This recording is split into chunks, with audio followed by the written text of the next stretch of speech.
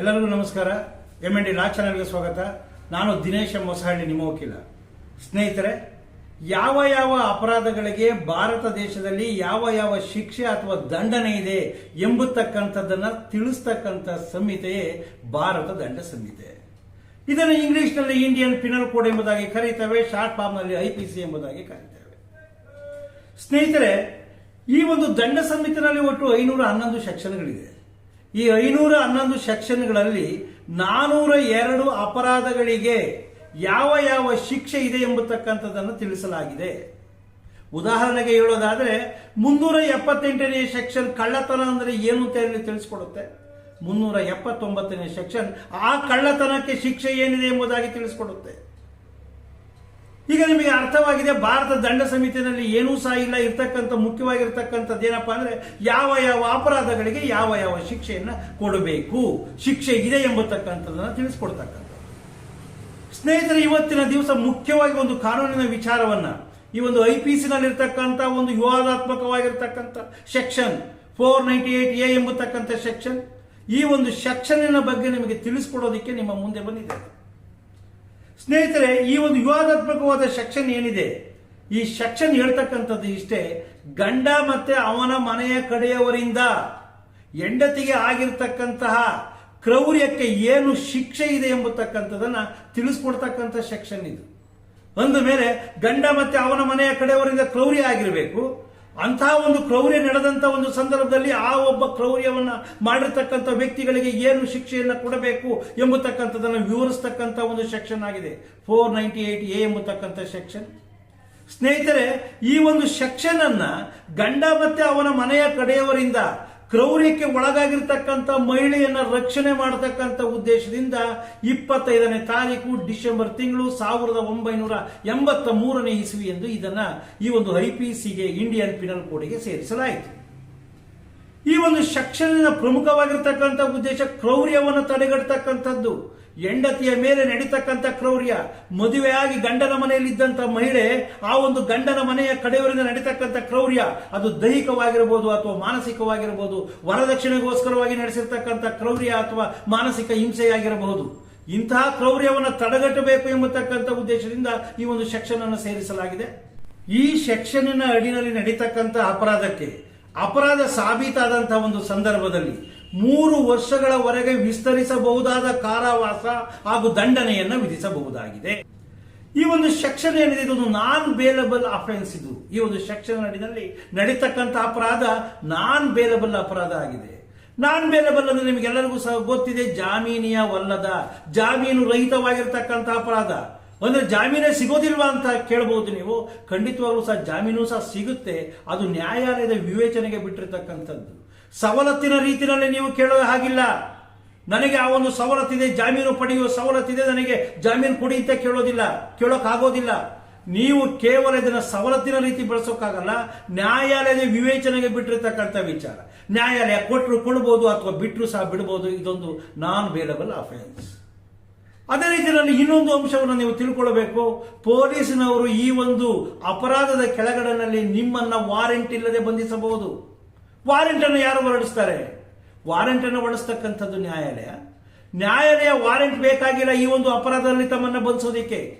ಈ ಒಂದು ಅಪರಾಧದ ಅಡಿಯಲ್ಲಿ ನಿಮ್ಮ ಮೇಲೆ ಏನಾದ್ರು ಸಹ FIR ಆದಂತ ಒಂದು ಸಂದರ್ಭದಲ್ಲಿ ಪೊಲೀಸ್ನವರು ನೇರವಾಗಿ ನಿಮ್ಮ ಮನೆಗೆ ಬಂದು ನಿಮ್ಮನ್ನು ಬಂಧಿಸಬಹುದು, ಅಥವಾ ನಿಮ್ಮನ್ನ ಸ್ಟೇಷನ್ಗೆ ವಿಚಾರಣೆಯ ನೆಪದಲ್ಲಿ ಕರ್ಕೊಂಡು ಬಂದು ನಿಮ್ಮನ್ನು ಬಂಧಿಸಬಹುದು. ಒಂದು ಮೇಲೆ ನಿಮಗೆ ಅರ್ಥ ಆಗಿದೆ, ಈ ಒಂದು ಅಪರಾಧ ದಾಖಲಾದಂತ ಒಂದು ಸಂದರ್ಭದಲ್ಲಿ ನಿಮ್ಮನ್ನ ಬಂಧಿಸಲು ಪೊಲೀಸ್ನವರಿಗೆ ಯಾವುದೇ ರೀತಿಯ ವಾರೆಂಟ್ ಬೇಕಾಗಿಲ್ಲ, ನೇರವಾಗಿ ನಿಮ್ಮನ್ನ ಬಂಧಿಸಬಹುದಾಗಿದೆ. ಅದೇ ರೀತಿಯಲ್ಲಿ ಇನ್ನೊಂದು ಮುಖ್ಯವಾಗಿರ್ತಕ್ಕಂಥ ವಿಚಾರವನ್ನು ತಿಳ್ಕೊಳ್ಬೇಕು, ಇದೊಂದು ನಾನ್ ಕಾಂಪೌಂಡಬಲ್ ಅಫೆನ್ಸ್. ಇದು ಅಂದ್ರೆ ಈ ಒಂದು ಅಪರಾಧ ನಡೆದಂತ ಒಂದು ಸಂದರ್ಭದಲ್ಲಿ ಗಂಡ ಮತ್ತೆ ಹೆಂಡತಿ ಅಥವಾ ಗಂಡನ ಮನೆಯ ಕಡೆಯವರು ಅಥವಾ ಹೆಂಡತಿಯ ಮನೆಯ ಕಡೆಯವರು ರಾಜಿ ಮಾಡಿಕೊಳ್ಳೋದಕ್ಕೆ ಅವಕಾಶ ಇಲ್ಲ. ಆದರೆ ಹೈಕೋರ್ಟಿನ ಅನುಮತಿಯೊಂದಿಗೆ ನೀವು ರಾಜಿ ಮಾಡಿಕೊಂಡು ಈ ಒಂದು ಪ್ರಕರಣವನ್ನ ಇತ್ಯರ್ಥವನ್ನು ಪಡಿಸಿಕೊಳ್ಳೋದಕ್ಕೆ ಅವಕಾಶ ಇದೆ. ಅದೇ ರೀತಿಯಲ್ಲಿ ಸ್ನೇಹಿತರೆ, ಇನ್ನೊಂದು ಅಂಶವನ್ನು ತಿಳ್ಕೊಳ್ಳಿ, ಇದು ಮೊದಲನೇ ವರ್ಗದ ಮ್ಯಾಜಿಸ್ಟ್ರೇಟ್ ಅವರಿಂದ ವಿಚಾರಣೆಗೆ ಒಳಪಡ್ತಕ್ಕಂತಹ ಒಂದು ಪ್ರಕರಣವಾಗಿರ್ತಕ್ಕಂಥದ್ದು.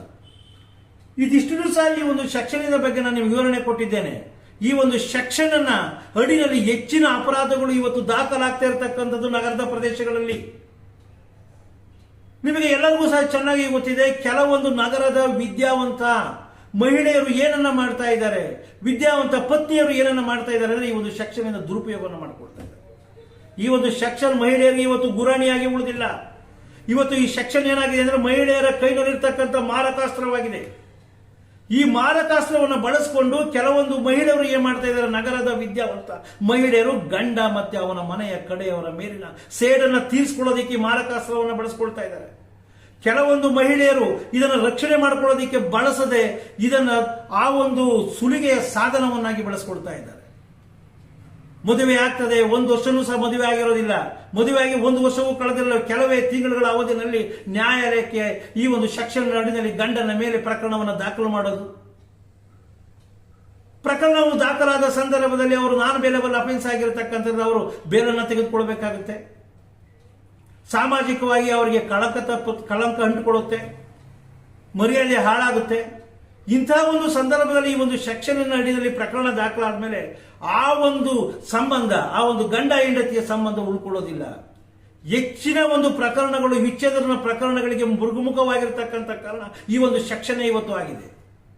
ಹೆಚ್ಚಿನ ಒಂದು ವಿಚ್ಛೇದನಗಳು ಅವರು 498 ಅಡಿನಲ್ಲಿ ನಮ್ಮ ಮೇಲೆ ಪ್ರಕರಣವನ್ನು ದಾಖಲು ಮಾಡಿದ್ರು. ನಾವು ಇಂದು ಸಹ ಸ್ಟೇಷನ್ ಮೆಟ್ಲನ್ನು ಹತ್ತಿರಲಿಲ್ಲ, ನಮ್ಮನ್ನ ಸ್ಟೇಷನ್ ಮೆಟ್ಲನ್ನು ಹತ್ತಿದ್ರು, ನ್ಯಾಯಾಲಯದ ಮೆಟ್ಲನ್ನು ಹತ್ತಿದ್ದಾರೆ. ಅಂತವರ ಜೊತೆ ನನ್ನ ಮುಂದೆ ಯಾವುದೇ ಕಾರಣಕ್ಕೂ ನಾನು ಸಹ ಹೊಂದ್ಕೊಂಡು ಬದುಕೋದಕ್ಕೆ ಸಾಧ್ಯ ಇಲ್ಲ, ರಿಯೂನಿಯನ್ ಆಗೋದಕ್ಕೆ ಸಾಧ್ಯವೇ ಇಲ್ಲ. ಹೆಚ್ಚಿನ ಪ್ರಕರಣಗಳು ಈ ಹೆಚ್ಚಿನ ಒಂದು ವಿಚ್ಛೇದನಗಳು ಈ ಒಂದು ಪ್ರಕರಣದಿಂದಾಗಿ ನಡೀತಾ ಇರತಕ್ಕಂಥದ್ದು. ಸ್ನೇಹಿತರೆ, ಅದೇ ರೀತಿಯಲ್ಲಿ ಈ ಒಂದು ಪ್ರಕರಣ ಸಾಮಾನ್ಯವಾಗಿ ನಾವು ನೋಡಿರ್ತಕ್ಕಂಥದ್ದು ಗ್ರಾಮಾಂತರ ಪ್ರದೇಶದಲ್ಲಿ ಹೆಚ್ಚಾಗಿ ಈ ಒಂದು ಪ್ರಕರಣ ಅನ್ವಯವಾಗಬೇಕಾಗಿತ್ತು. ಗ್ರಾಮಾಂತರ ಪ್ರದೇಶದ ಮಹಿಳೆಯರು ಈ ಒಂದು ಪ್ರಕರಣದ ಅಡಿಗೆ ಬರ್ತಾರೆ. ಹೆಚ್ಚಿನ ಒಂದು ಕ್ರೌರ್ಯಗಳು ನಡೀತಾ ಇರತಕ್ಕಂಥದ್ದು ಗ್ರಾಮಾಂತರ ಪ್ರದೇಶಗಳಲ್ಲಿ. ಹೆಚ್ಚಿನ ಕ್ರೌರ್ಯಗಳು ವಿಚ್ಛೇದನಕ್ಕೆ ಪ್ರಮುಖವಾಗಿರ್ತಕ್ಕಂಥ ಕಾರಣ ಈ ಒಂದು ಸೆಕ್ಷನ್ ಆದರೂ ಸಹ ಹೆಚ್ಚಿನ ಒಂದು ಕ್ರೌರ್ಯಗಳು ನಡೀತಾ ಇರತಕ್ಕಂಥದ್ದು ಗ್ರಾಮಾಂತರ ಪ್ರದೇಶಗಳಲ್ಲಿ. ಗ್ರಾಮಾಂತರದ ಪ್ರದೇಶದ ಮಹಿಳೆಯರು ಆ ಕ್ರೌರ್ಯವನ್ನು ಸಹಿಸಿಕೊಂಡು, ಮಾನಸಿಕ ಹಾಗೂ ದೈವಿಕ ಕ್ರೌರ್ಯವನ್ನು ಸಹಿಸಿಕೊಂಡು ಯಾವುದೇ ಪ್ರಕರಣಗಳನ್ನು ದಾಖಲು ಮಾಡದಲೇ, ವಿಚ್ಛೇದನವನ್ನು ಪಡೆಯದಲೇ ಆ ಒಂದು ಕೆಲವೊಂದು ರಾಜಿ ಸಂಧಾನಗಳ ಮೂಲಕವಾಗಿ ಅವರು ಸಂಸಾರವನ್ನು ನಡೆಸಿಕೊಂಡು ಹೋಗ್ತಾ ಇದ್ದಾರೆ. ಆದರೆ ಈ ಒಂದು ಪ್ರಕರಣ ಹೆಚ್ಚಾಗಿ ಈ ಒಂದು ಸೆಕ್ಷನ್ ಅಡಿನಲ್ಲಿ ಹೆಚ್ಚಿನ ಪ್ರಕರಣಗಳು ದಾಖಲಾಗ್ತಾ ಇರತಕ್ಕಂಥದ್ದು ನಗರ ಪ್ರದೇಶಗಳಲ್ಲಿ. ಹಾಗಾಗಿ ಇವತ್ತು ಕೆಲವು ಹೈಕೋರ್ಟ್ಗಳು ಸಹ ಈ ಒಂದು ಸೆಕ್ಷನ್ಗೆ ಸಂಬಂಧಪಟ್ಟಂತೆ ಕೆಲವೊಂದು ತಮ್ಮ ಅಭಿಪ್ರಾಯಗಳನ್ನು ವ್ಯಕ್ತಪಡಿಸಿರ್ತಕ್ಕಂಥದ್ದು ಕಾನೂನಿನ ಭಯೋತ್ಪಾದನೆ ಆಗ್ತಾ ಇದೆ.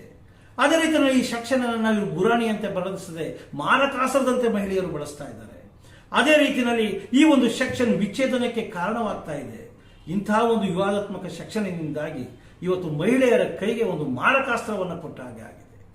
ಇಂತಹ ಒಂದು ಮಾರಕಾಸ್ತ್ರವನ್ನು ಮಹಿಳೆಯರು ಬಳಸಿದಂತಹ ಒಂದು ಸಂದರ್ಭದಲ್ಲಿ 498A ಕೆಳಗಡೆಗೆ ತಮ್ಮ ಮೇಲೆ FIR ಅನ್ನ ತಮ್ಮ ಮತ್ತು ತಮ್ಮ ಮನೆಯ ಕಡೆಯವರು, ತಮ್ಮ ತಂದೆ ತಾಯಿ ಆಗಿರಬಹುದು ಅಥವಾ ಅಕ್ಕ ತಂಗಿ ಸಹೋದರರು ಇಂಥವರ ಮೇಲೆ ಇಂಥ ಪ್ರಕರಣವನ್ನು ದಾಖಲು ಮಾಡಿದಂತ ಒಂದು ಸಂದರ್ಭದಲ್ಲಿ ತಮಗೂ ಸಹ ರಕ್ಷಣೋಪಾಯಗಳನ್ನ ಈ ಒಂದು IPC ಮಾಡಿಕೊಟ್ಟಿದೆ. ಭಾರತದ ದಂಡ ಸಂಹಿತೆಯಲ್ಲಿ ಅನೇಕ ಸೆಕ್ಷನ್ಗಳ ಅಡಿಯಲ್ಲಿ ನೀವು ಅವರ ಮೇಲೆ ಪ್ರಕರಣವನ್ನು ದಾಖಲು ಮಾಡಬಹುದು. ಅದೇ ರೀತಿಯಲ್ಲಿ ಈ ಒಂದು ಪ್ರಕರಣವನ್ನು ಅವರು ದಾಖಲು ಮಾಡಿದಂತಹ ಸಂದರ್ಭದಲ್ಲಿ 498A ಕೆಳಗಡೆಗೆ ಅದರಿಂದ ಹೊರಬರೋದಕ್ಕೂ ಸಹ ತಮಗೆ ಅನೇಕ ರೀತಿಯಾಗಿರ್ತಕ್ಕಂತಹ ಒಂದು ಮಾರ್ಗಗಳು ಇದ್ದಾವೆ, ಪರಿಹಾರೋಪಾಯಗಳು ಇದ್ದಾವೆ. ಈ ಪರಿಹಾರೋಪಾಯಗಳು ಯಾವುದು?